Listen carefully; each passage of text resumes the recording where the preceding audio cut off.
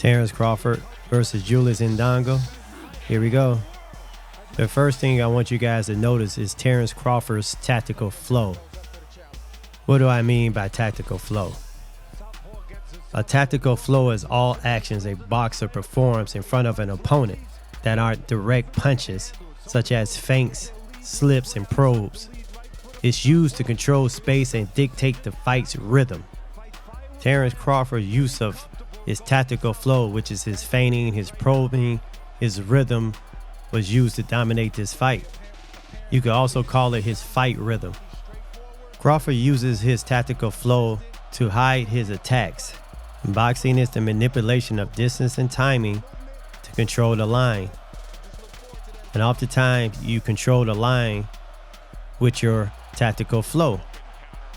Crawford's use of his tactical flow makes it very difficult for Indongo to catch his timing.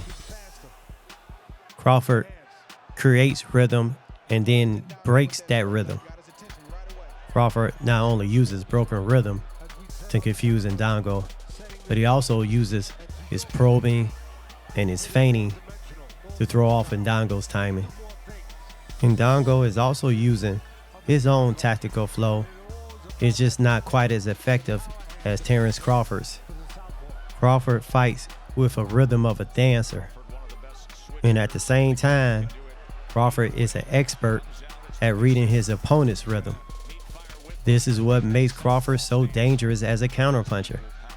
Crawford is able to get on Indongo's line to land his punches, but Indongo is having a very difficult time getting onto Crawford's line to land punches on Crawford. Crawford either successively steps back so he doesn't get hit, or he allows Indongo to get on his line and counterpunch.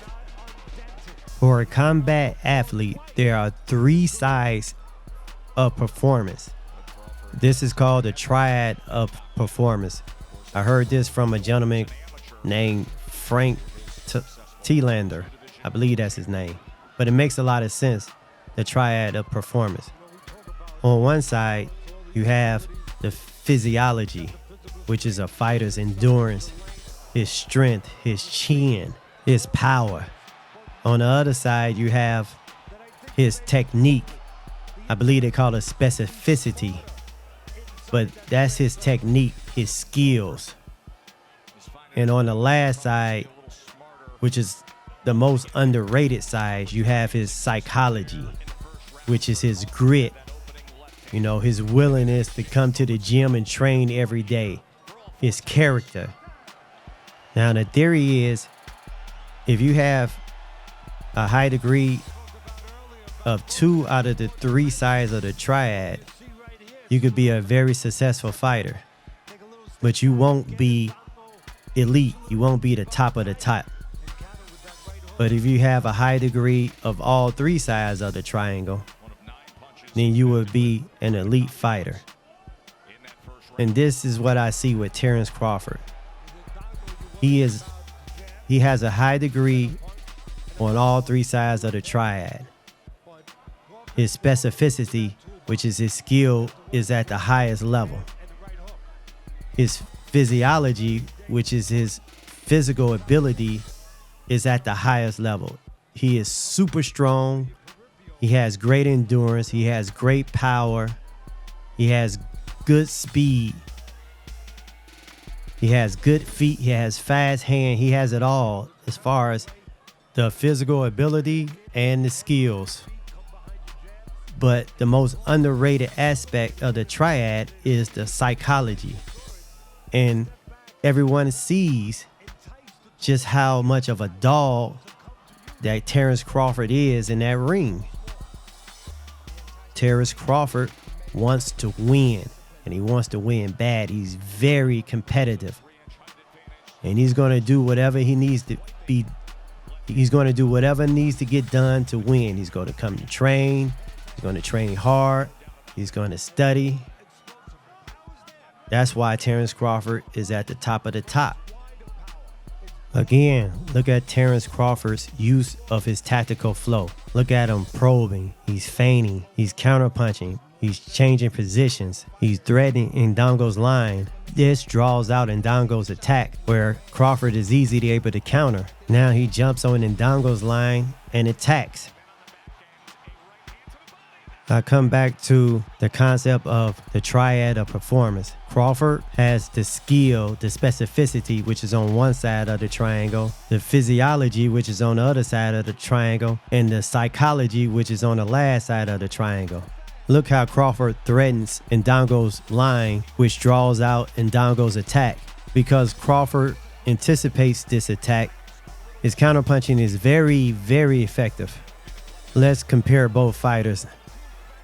Right now, Indongo is reacting to whatever Crawford is doing in the ring. He's reacting to the fight. He's essentially flailing. Whereas Terence Crawford is successfully manipulating the fight. This is what a master boxer does. He manipulates the fight.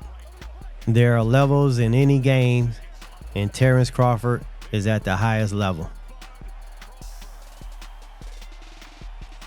I want you to take note again of Terence Crawford's tactical flow.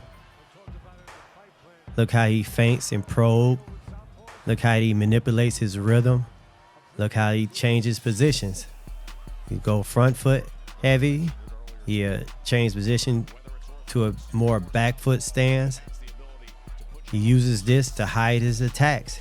And that's a preemptive way to defend. Boxing is the manipulation of distance and timing to control the fight. How do you control distance and timing? One way to do it is to use your tactical flow. You feint, you change position, you probe. You use your foot to manage distance.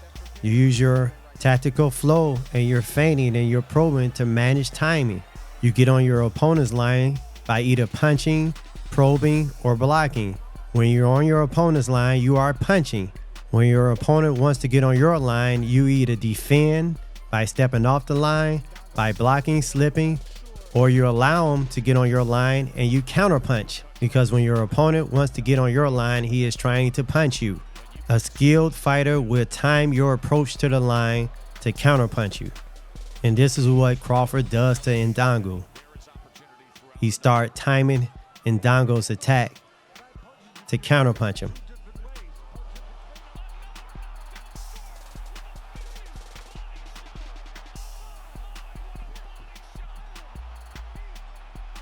And there you have it, folks. The new, undisputed 140-pound champion. Next, Terence Crawford steps up to welterweight. Be on the lookout for Terence Crawford versus Jeff Horn. Please like and subscribe to the channel. We're out.